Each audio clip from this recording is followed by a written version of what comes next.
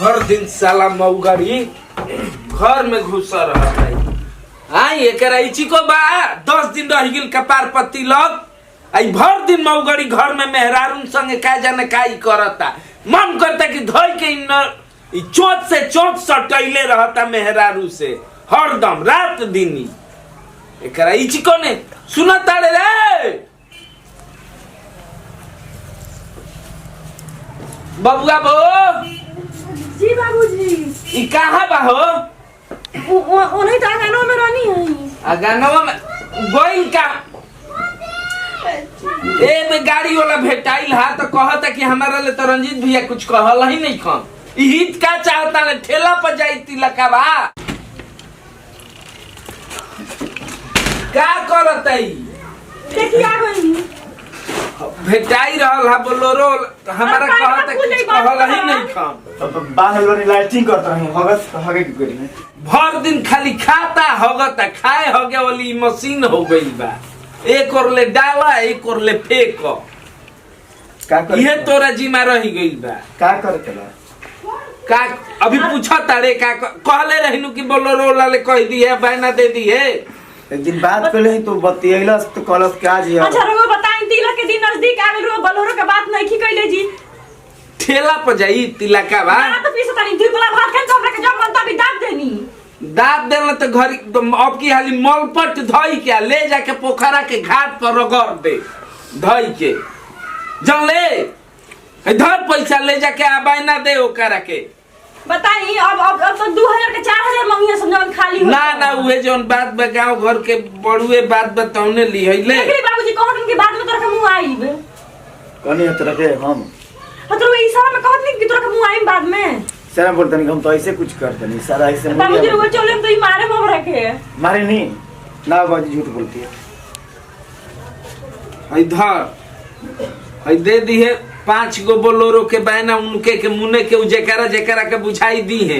अगर आज ना देले नु तो तोरा छाती पर लादी के तिलक के जाई जनले मऊगड़ी कहीं का भर दिन मेहरारून में घुसा रहता। अभी है ओई घर में घर के नाश क के धइले बारे ते घरियार लेखा दे हिलेले बारे खा ताने हगत ताने खा ताने हगत ताने आ बतानी ओने ले तार हम घर मठई छोड़ा देतानी तारन भगत तारन काजी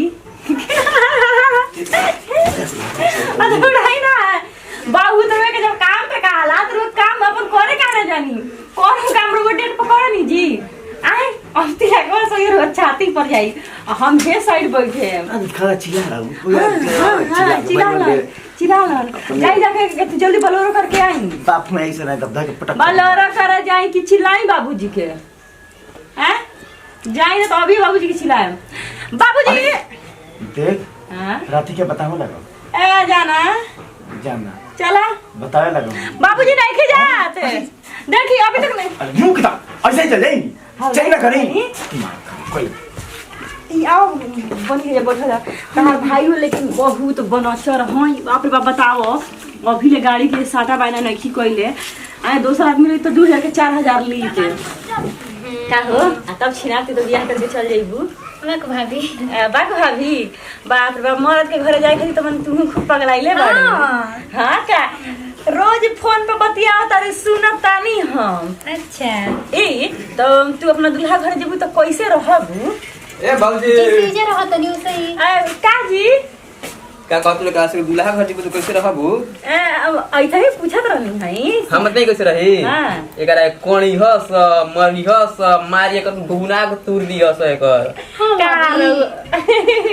सही के हम देखनी जंतर क्वेश्चन बैठल लइका बा इधर बेचारी फोटो में देख लेबिए नु तुम फोटो में तो ब्राइटनेस बढ़ा के गोर कर देल बा सनु का बताई भौजी बेचारी कैसन बेचारा मिल गनु हां कोरिया बाटे आ ये दादा हम तो करा के गोर बनी हम करा के गोर बनी झूठ कहत नहीं अब रे ई का तुम गोर बानी तो कितना कोरिया हो ये दादा भौजी भैंस पे बैठेला नु तो सारा लौकबे ना करेला उ भैंस पे बैठल कि भैंस ओकरा बैठल बिया आ ये दादा वैसे लगा से जा दी ठीक है कोनो बात नहीं बिया बबनी के बिया हम ना करम तब शादी काहे संभो हां भाई अरे यार भाग गली सनु का हो गई बैठ बैठ बैठ बैठ बैठ का बोल है हैं है बबिया का बियाह होता नु हां अरे यार लड़का कैसन बा हमारा कते कैसन देखैले रही से। अब का कही भाई बेचारी ये किस्मत सही में में भाभी लिखले बाटे ठीक है। बोका। हम का कहीं बबी माने बाबू उहे जी मिलल को बियाह ले करे के आनी। भौजी है इतना बढ़िया लड़की के। हम ना करम तब शादी। अब काहे ना करबे रे? दिन काहे ना रात में करबे? कैसे ना करबू? तो कहां से सुंदर लड़का हीरो लियावल जाओ तोरा हम ना ऊपर से करे के करब बा। तब ससुरन घरे चोर चोर का भैंस बाड़ी सन रोज गोबर को छवैया सन। ठीक है बा हम बहिन के भाग चमक जाई। अब हम कहाँ जानी? काछो आ गोबर पाथ ये सब काम कर। अब शादी के दिन तय हो गइल, अब कैसे ना जाए? बहिन भाग एकदम चमकता लीलारो चमकता तोर बहुत गोबर का छवाई ई देखो भाभी का कहत हनी। बेचारी बड़ी मोह आवता है भाई। अरे भैया आई हमरो दादा मुंह छोड़ी। आवता। सही में भाभी अब का कहीं करम तरा जरिए गइले में ऐसे जरा कहीं कहत हो अभी हम तब ना करम शादी। ना जा गोबर को छिया देवाले पथिया हो जा। जाए दिए इतना हम बेचा बोल कि नहीं का कहत हम लोग। बहिनी सच्चाई बाटे दुनिया के कड़वी सच्चाई बाटे तोर करिया मरद मिले वाला बा। हटे तो का देखो तो भाभी भैंस लेका मोटा बस्ता लेका हम एकदम। ना ऑटो बाजी हम ना तब करम शादी वैसा लड़का से। बेचारी के किस्मते फूटी गई। आई दे छोड़ी रुए लगली काहे रुए तब हम ना लगली? करम शादी अब वैसा लड़का से। अरे ना मजाक करता लो आई देखा मजाक करत रहे। मजाक करता लो ऐसा से को मान गई। मत भाभी अरे मजाक करता सुन लो। तोरा ई बुझाता कि तोर भाई होइसन बड़ा सा और कोनो चाहिए से अपन भाई रे अपन बहिनी के नाम ले जाके कोयला खड़ा ने भाट रही। मजाक करता लोग देख तोर हस्बैंड इतना बढ़िया बा जगदीशपुर में दुकान बा कपड़ा के न्यू फैशन लुक मस्त मस्त कपड़ा पहनाई घर में AC TV washing machine digital पूरा बा। ऐसा ही करे पागल और हमनी के तो ऐसे मजाक करते रहे। ऐसा से को मान अब के ले जाई जा ना वाली। काम पर ठीक जा तनी जा तू तो चल, चल, चल, चल। पीछे पड़ रहलू।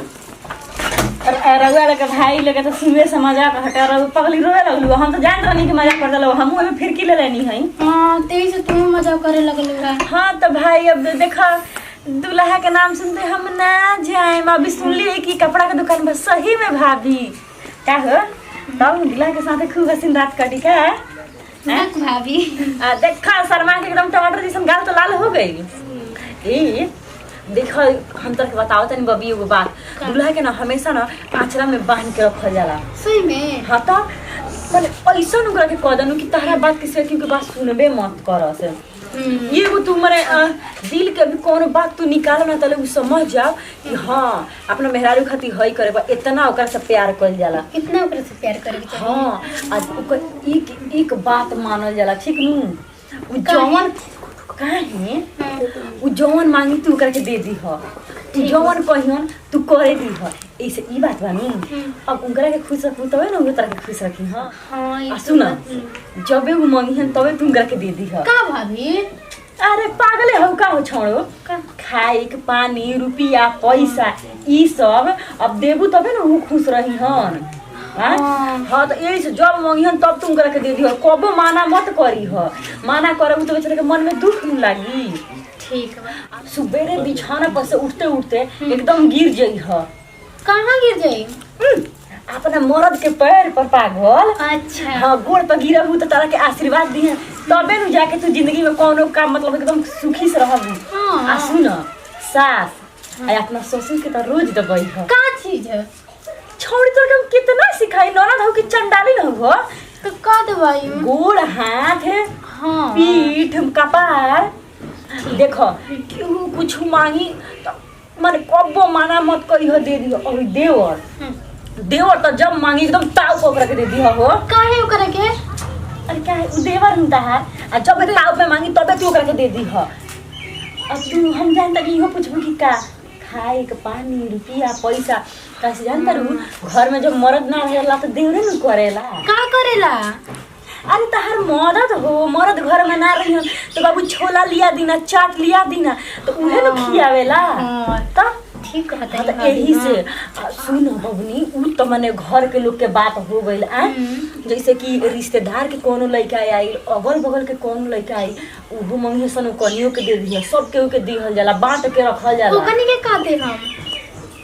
अरे छोड़ी माने कोनो सामान मांगियो सन त लाथ मत करी हो। एकदम दे दी ह ना देबू तो कहीं से का कावना के घर के बिया रे बतावा हमरा के माना करतिया जे मांगी ओकरा के देते हां हाँ अरे हम हमार नाना समझ गईली जे मांगी ओकरा के दे दी ह कैसे ओकरा के देबू न तो कहीं से कि निमन घर के बिया आ बताओ मान लो कि घर से रिश्ता चलत हो या तू लात कर देबू बाद में तारा बारे में बुराई न करी है सन हां और बात ही रहल कि देते तू थक जेबू न तो अइहन लगावे तो लगवा ली हो का लगवाले हम अरे तोर छोटा की ननदी पगली आई तेल लगावे अब तू हमार ना लगावे लू हां तो वही तहार नंदी ही लगावे तो लगवा ली है तेल हम ओकरा से लगवाले हां आ वो करुआ तेल एकदम गरम करके लगवाई हां गरम करिए के लगवाई हां देह में के एकदम खींचेला हां पूरा खींच लेला देहवा में के का खींचेला पगली देह के दर्द तू तो जाना तारू हो कि हमरा यही आधा अब मैं बोले के आदत है तो तू हमरा बतियो ना समझलू हां वो तेरा आदत हल नहीं हट गई ता हमहू तो 4 साल पर करवा के आइल बन कि ना हो हां ये तो बात सही है हाँ हमरो अथी 2 साल ना हाँ 4 साल पहले ही हमर गाना होई रहे त गाना करवा के आइनी तो ओही से देखो सब तरह के सिखा दहनी तू सब केहू के दी ह कहनी नु सब केहू के दी ह बाकी भसुरा के मत दी ह का नती हम पगली भसुर न हो खाना पीना औरी का ओकरा हां मत के ना दी ह कुछ मत दी ह बल्कि उनकरा सामने भी मत दी ह उनकर दवाई ह भी मत का नते भाई अरे बाप रे बाप नदी पागल या कारे छोड़ी वही बस को दिन कपार धात गोड़ दे हां ना दबाई हम मत दवाई ना दबाई तू काके भसुर में पाप परेला नरको में तारा जगह ना मिली छुवैया हाँ छुवैया तक देखिए न बोल बड़ा नु तो हइसे करके हइसे एकदम घुघ जान तारू ठेहुना पर काढ़ ली ह पीठ तहार दिखाई दे दे लेकिन तहार ठेहुन मत दिखाई दे हां हमार भाभी हमरा के सिखौले रहली हम तो हेजे तक एकदम पूरा ऐसे कर दे हम देख एगो बता तनी ससुर बाड़ा नु ससुर घर के बड़ अथी हम ठीक नु ससुरे के बड़ होला जी हाँ तो ससुर के हमेशा लेत रहियो ससुर के कबो छोड़ी हम मत जब दीहन तब ले लियो ओइसे दीवन तहार बहुत माने सुखमय रही पाक भाभी का कहता नहीं का लेत रहम उनका से छोकरिया तार के शुरू में न बोलली हम आशीर्वाद ननद हो की चंडाली नु तोहरो समझ में ना आवेला ना हट साड़ी छोड़ हम जाई तहरा के समझाम तो समझाओ तार सुहाग रात के रात आ जाई काहे खिसिया तनी सब बतिए बता दी ना औरी अब का बताई अच्छा सुहाग रात वाला तो बतइबे ना कइनी है वो कैसे वो का होला जब उठई ह नु तो माना मत करी ह का ना मना करम घुंघटवा उठई त माना मत करी ह ठीक नु आ बंद करके पहले रखले रही ह खोल के मत रही ह काहे अरे पगली अखिया खोल के रखबे नु तो ओकरा के लोग कहला कि कैसन निडर बिया रे कनी अखिया टमाटर खनी के ताकत रहसिया ओबे जब घुंघटा उठाइए न हेंगा बंद करके रखिए तो कहे बतावा हमर कनिया कितना शर्मातिया इनी से खोल के मत रखिए बंद करके रखिए इतना हो गई और बाकी काल तरह के समझाए चलो ना तो बाबूजी आ जान तो हमन के मार के दिमाग के चली उधिया दे अरे बताई ना औरी